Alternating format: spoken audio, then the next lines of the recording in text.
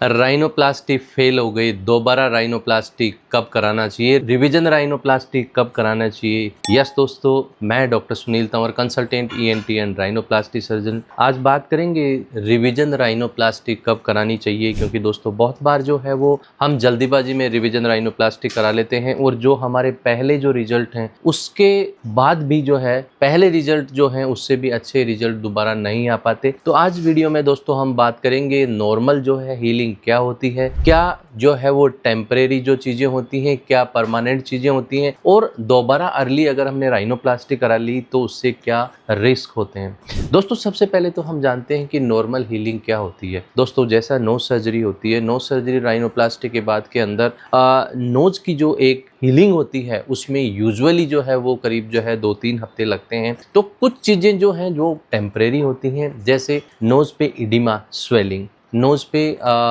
Abrasion होता है, knows पे ब्रूजेज होते हैं, आँख के आसपास जो है वो निशान होते हैं, इनिशियली जो है वो नोज ब्लॉकेज है। ये सारी चीज़ें दोस्तों 1-2 हफ्ते तक टेम्परेरी होती हैं। डे बाय डे ये इम्प्रूवमेंट होता है। 1-2 वीक के अंदर नाक के दोनों तरफ जो हमारा एब्रेजन्स होते हैं, ब्रूजेज होते हैं, निशान होते हैं एंड माइनर जो इरेगुलरिटीज होती है नोज पे, ये सब टेम्परेरी होता है। बहुत बार क्या है, आप स्माइल करते हो तो नोज में स्माइल स्टिफनेस होती है एंड हल्का सा नोज ब्लॉकेज भी रहता है, जिसको हम नोज की डूशिंग करके ठीक कर लेते हैं। ये सारे टेम्परेरी चेंजेज होते हैं। अब दोस्तों बात करते हैं क्या वो चीजें हैं जो परमानेंट चीजें, जिनके होने से हमें ये देखना होता है कि मुझे रिवीजन राइनोप्लास्टी करानी है। दोस्तों आपका जो है वो 1 महीना निकल गया, 2 महीना निकल गया और अभी आपके नोज पे स्टिल डेविएशन है, नाक हमारा अभी डेविएटेड है, हमारा जो नोज है उसके ऊपर अभी भी जो है वो हम्प है या बम्प है, या दोस्तों जो आपका नोज है उस नोज पे क्या है, डिप्रेशन है,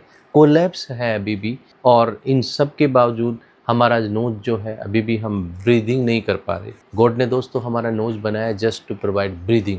सो अगर हमारी ब्रीदिंग प्रॉपर नहीं हो रही तो ये कुछ चीज़ें हैं जो इनिशियली 1-1.5 महीने तक तो क्या है कि ठीक है, बिकॉज ये सब टेम्परेरी होती हैं। लेकिन अगर ये सब चीज़ें परमानेंट होती हैं तो हमें रिवीजन राइनोप्लास्टी के बारे में सोचना चाहिए। अब लास्ट सवाल आता है कि अगर हमने रिवीजन राइनोप्लास्टी दोस्तों जल्दी करा लिया तो उससे क्या नुकसान हो सकता है। दोस्तों एवरेज जो राइनोप्लास्टी का टाइम जो है वो आप ये देखिए कि करीब करीब जो है 2.5 से 3 घंटे का टाइम होता है। एक राइनोप्लास्टी सर्जन जो है पूरे हमारा टिश्यू और स्किन से प्ले करता है, तो नोज की जो वास्कुलर सप्लाई होती है वो कॉम्प्रोमाइज होती है।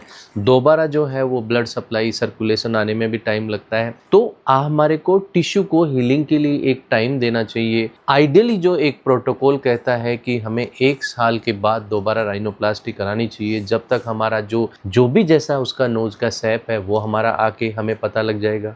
वास्कुलर सप्लाई वो बाद में कॉम्प्रोमाइज नहीं होगी एंड नोज दूसरी सर्जरी के लिए अच्छे से प्रिपेयर भी हो जाता है। सर्जन को जब सर्जरी करता है तो हमें ब्लड लॉस भी कम होता है एंड जो हमारे रिजल्ट आते हैं वो उससे अच्छे प्रेडिक्टेबल रिजल्ट्स होते हैं। इसलिए क्या है, 1 साल का हमें वेट करना चाहिए। बहुत बार मेरे पास पेशेंट आते हैं 2 महीने 3 महीने में ही बहुत पैनिक हो जाते हैं और परेशान हो जाते हैं कि सर मेरे को जो है मेरे रिजल्ट से जो है मैं सेटिस्फाई नहीं हूँ, दोबारा राइनोप्लास्टी सर्जरी। दोस्तों ये गलती नहीं करना है, आपको 1 साल कम से कम हमें वेट करना चाहिए एंड देन फिर आपको जो है आपकी जो फेल राइनोप्लास्टी हो गई और दोबारा जो राइनोप्लास्टी सर्जरी करा रहे हो उसके बारे में सोचना चाहिए। एंड दोस्तों ये वीडियो आपको पसंद आया तो लाइक और शेयर करना ना भूलें एंड जाते जाते जयपुर दूरबीन हॉस्पिटल के यूट्यूब चैनल को सब्सक्राइब करना ना भूलें, जिससे अनेक ऐसे अच्छे एजुकेशनल वीडियोज़ का नोटिफिकेशन आपको समय समय पे मिलता रहे। Thank you.